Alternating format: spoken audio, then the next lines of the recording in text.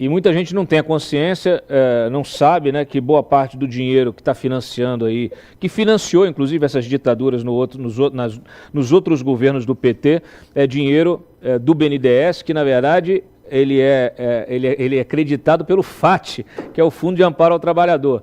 As pessoas não sabem que o dinheiro do o BNDES não fica ali gerando dinheiro, né? Dependendo da gestão, até pode dar um resultado positivo, como foi na gestão passada. Mas o dinheiro ali, a carteira dos investimentos, os investimentos eles são retirados, o dinheiro vem do Fundo de Amparo ao Trabalhador, ou seja, dinheiro do trabalhador que financiou por quase 2 décadas, obras de infraestrutura em outros países, ou seja, beneficiou outros países, enquanto nós sofremos com uma infraestrutura precária.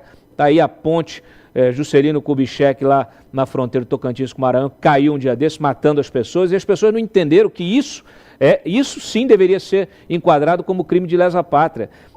A oposição até hoje não entendeu o tamanho disso, como isso poderia ser utilizado do ponto de vista jurídico. Eu digo que o Lula foi condenado, a gente vê lá, o Lula foi condenado, foi descondenado por causa de negócio de sítio, de triplex, isso aí é fichinha. Isso aí é ficha, isso é troco. Isso é troco. O quanto ele prejudicou o país como um todo, inclusive financiando estádios que foram também obras, odes à corrupção, igual esse estádio de Brasília aqui, odes à corrupção, dinheiro que deveria ter ido para o hospital e não foi, aí veio a pandemia, não tinha hospital. Então assim, se a gente não começar, viu, Carol, a responsabilizar esses gestores, a gente está vendo aí, a ponte caiu e aí, a responsabilidade é de quem? Por omissão, por negligência, por incompetência. Se os gestores públicos não começarem a pegar cadeia, pelo efeito negativo das políticas que são aplicadas por eles ou não aplicadas, a gente nunca vai sair da lama, né? A gente nunca vai sair dessa lama. Assim como também, por exemplo, não se questiona o que está acontecendo agora. Por favor, Júlio, coloca na tela, porque a gente teve 2 veículos de comunicação hoje, o Poder 360 e a Revista Oeste, vieram com dados isolados, né? Um falou das entrevistas que o Lula vem dando, o Lula, os seus ministros, todo mundo privilegiando a Globo, os veículos do Grupo Globo. Isso o Poder 360. E a Oeste veio com novos dados do dinheiro que foi parar nos cofres do Grupo Globo. E aí eu fiz uma análise, um artigo juntando as duas coisas. Coloca o meu, por favor. Que junta as duas coisas. É o link 8. Com o seguinte questionamento, Carol e Adriano, o seguinte questionamento: o Lula pode favorecer um grupo de comunicação com verba pública e entrevistas exclusivas? A gente precisa começar a questionar certas coisas que parecem que são habituais. Eu fico me perguntando sempre se, num país desenvolvido, se isso passaria incólume. Porque está aí, ó, o Grupo Globo tem sido privilegiado? Pergunta-se. Dados da SECOM, publicados pela Oeste, mostram que a Rede dos Marinhos, apenas em 2 anos, recebeu aí 280 milhões de reais em verbas publicitárias. O valor equivalente aos 4 anos do Jair Bolsonaro. A TV aberta, que é favorecida, inclusive, pelo esquema de agências aí dentro do polêmico sistema de bônus por volume, que isso já foi alvo de esquema no passado de corrupção. As pessoas não têm, o mercado tem medo de enfrentar isso, né? Para quem não sabe, aí as agências, elas até muitas vezes recebem antecipado do veículo de comunicação, no caso da Globo tem muito poder, recebe antecipado o recurso para poder direcionar as campanhas para o veículo. E aí, por quê? Porque ela recebe um rebate disso aí, que é o tal do bônus por volume. Então a agência, ela lucra se ela direcionar aquilo, isso numa relação que, embora pareça privada, entre uma agência privada e um veículo privado, ela envolve dinheiro público. Mas parece que o Tribunal de Contas da União não está interessado em saber. A CGU não está interessada em saber. Isso precisa ser investigado. Esse é um debate que não é aberto, mas que todos que trabalham em mídia sabem o prejuízo que isso causa. Outras grandes emissoras o critério de audiência, que deveria ser o critério técnico a respaldar o direcionamento dessas verbas, não é o critério que está sendo utilizado. Então está aí, volta lá, por favor, eu estou lendo o artigo, abre o artigo. Então está aí, ó, eles detalham, está aqui, ó, 242 milhões só para a TV aberta, para a Globo aberta. A fechada foram 21 milhões, as rádios 13 milhões, os sites outros 2,9 milhões, tá? Fora aí as isenções, ó, desonerações recebidas aí, que lá em agosto saiu um dado de 170 milhões, que já deve estar aí, esse dado já deve ter atualizado aí em quase 200 milhões. Então, a própria revista cita que os gastos de publicidade com o Grupo Globo conflitam com os dados de audiência. Enquanto na televisão aberta o conglomerado bate recorde negativo no Ibope, o jornal O Globo também colhe em termos de circulação. A preferência do governo se estenderia a entrevistas e informações exclusivas. O Poder 360 mostra, por exemplo, que Lula, tá, e os seus ministros deram mais entrevistas a veículos do Grupo Globo do que qualquer outro concorrente. Só em 24, o Lula concedeu 43 entrevistas exclusivas e a Globo foi a favorita, com 8. A mais recente foi para o Fantástico, logo que ele recebeu alta da cirurgia, para a retirada lá daquele coágulo no crânio. Os seus ministros deram 333 entrevistas, é quase uma entrevista por dia. 333, considerando um ano, tá? Só em 24, a Globo News, aqui, ó, o Haddad, por exemplo, falou com a Globo News 9 vezes em 2 anos, 23 e 24. Numa das entrevistas, tocou violão até. A Janja também usou a emissora para emplacar aquela fake news, né? Aquela bela fake news, de que o Bolsonaro e a Michele tinham depredado o Palácio da Alvorada e roubado bens imóveis.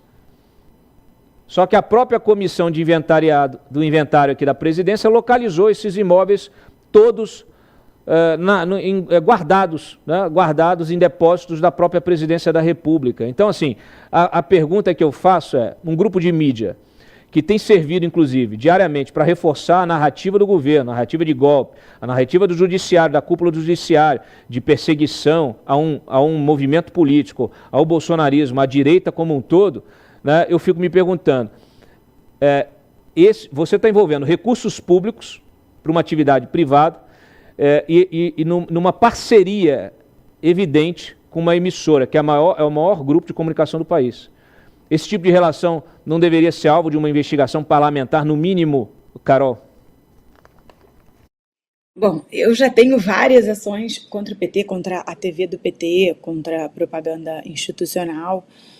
Precisa realmente pegar esses dados e entender. A gente sabe que a Globo tem uma dívida gigantesca, precisa do governo para aliviar essa dívida. A gente sabe que o governo não é só a Rede Globo, né? Tem as TVs estatais estão todas sendo turbinadas. Tem programa novo agora de entrevistas que tá só de gente de esquerda. Então tem um claro viés ali de manipulação da mídia a favor deles.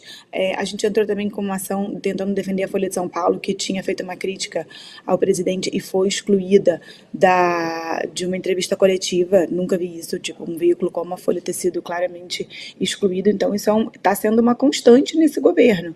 A gente no Partido Novo já entrou todas as vezes que pôde. Eu quero saber cadê o resto da oposição. Mas sim, isso cabe ser estudado. A gente está falando de uma concessão pública. A gente está falando de dinheiro público.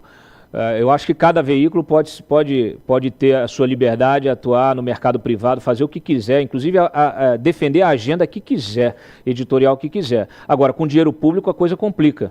Concordo plenamente, adiciono algumas coisas. Este dinheiro, às vezes, é dado de várias formas, né? Este financiamento. Às vezes, inclusive, através de empresas estatais, bancos estatais, etc. O que, a meu ver, é outra questão, que deveria ser proibido. Inclusive, algumas delas, por exemplo, Petrobras, é empresa, de fato, monopolista. Nem precisaria fazer propaganda, né? Tendo monopólio, para quê? Então, é uma forma de comprar, obviamente, essa mídia, esses jornalistas, etc. No caso da Globo específico, inclusive, uma das dificuldades da Globo é que a Globo não pode ser vendida, assim, não pode no sentido que é proibido, mas não pode ser vendida no sentido que é tão grande que é difícil achar algum comprador nacional que compre. e que aí possa pagar a dívida. Porque, inclusive, aí esbarramos em outro problema ainda, a mídia no Brasil, na Constituição, tem que ser nacional. Não pode ser, a propriedade não pode ser estrangeira. Ou seja, talvez uma coisa que poderia ser a salvação na Globo poderia ser um comprador internacional, mas não pode porque está proibido, inclusive, ao nível constitucional. Então, eu não sei se pode, acho que sim, financiar a mídia hoje no Brasil, mas em muitos e muitos países não pode, é ilegal, é crime. E é isso que deveria ser feito. Bolsonaro, inclusive, no governo precedente, cortou dinheiro, o financiamento à mídia, mas o erro dele qual foi? Não proibir. Ou seja, uma vez que você corta e não proíbe, não consegue passar uma lei desse tipo, com todas as dificuldades do mundo, eu entendo, o que vai acontecer? Quando o outro lado voltará ao poder, voltará ao mesmo esquema de antes. Então não adianta muita coisa. A única consequência que teve qual foi? De você irritar a mídia e a mídia se colocar contra seu governo de forma específica. Então, além de cortar, a gente tinha que acabar com essa farra mesmo e proibir mesmo. Não pode. O Estado, o Executivo, etc., de forma nenhuma pode financiar a mídia, nem diretamente, nem indiretamente. Por que tudo isso é importante? Eu acho que é óbvio que é implícito, mas talvez para quem, se para alguém não esteja ficando claro, é o seguinte, porque obviamente quem paga, compra. Se você paga um emissor ou um jornalista, você está comprando ele, é difícil que ele fale alguma coisa contra. A prova disso, tem as pesquisas que vocês conhecem melhor que eu, que mostram o quê?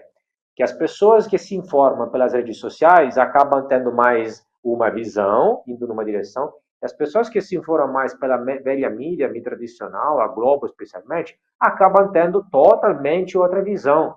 Então, nós não estaríamos nem nessa situação, provavelmente não teria nem este governo, caso não tivesse essa facciosidade da mídia tradicional e este apoio, este financiamento. Isso. Por isso é politicamente relevante. A última coisa, claro, porque não só é importante a mídia tradicional, mas hoje a coisa está deslocando para as mídias sociais, né? Então, cuidados, porque tem muito jogo de bastidores. Veja o caso Mind e dos influencers e do escritório segredo, lá no meu foi chamado, da Janja, etc. Ou seja, alguns influencers que influenciam especialmente jovens e que acabam tendo um viés que talvez possa ter uma organização central tudo isso. Eu vou além. Você é muito oportuna aí a tua observação, porque ontem nós tivemos o governo se movendo de uma forma absolutamente coordenada com os veículos de comunicação e com os influenciadores na defesa aí desta história da Receita Federal. E a gente não tem informação de quem está sendo bancado, de quem está recebendo dinheiro. O Gilvio do Vigor, que é um sujeito que é um grande influenciador nessa área econômica, né? Foi BBB, etc. e tal, de repente vem do nada e grava um vídeo para defender a Receita Federal. Olha, senhores, a gente precisa saber se essas pessoas estão sendo pagas. A Jojo Todinho falou da campanha do PT, que ela recebeu proposta para fazer propaganda para o PT, para o Lula durante a campanha. Agora, que é dinheiro do fundo eleitoral, que é dinheiro público também, dinheiro do cidadão pagador de impostos. Agora, em pleno exercício do cargo, você ter dinheiro institucional bancando influenciador, a gente precisa, no mínimo, ter acesso a essas informações para que haja o escrutínio do Congresso Nacional e, inclusive, dos órgãos de controle, porque não é possível, né, que isso seja feito com essa falta de transparência como é feito agora.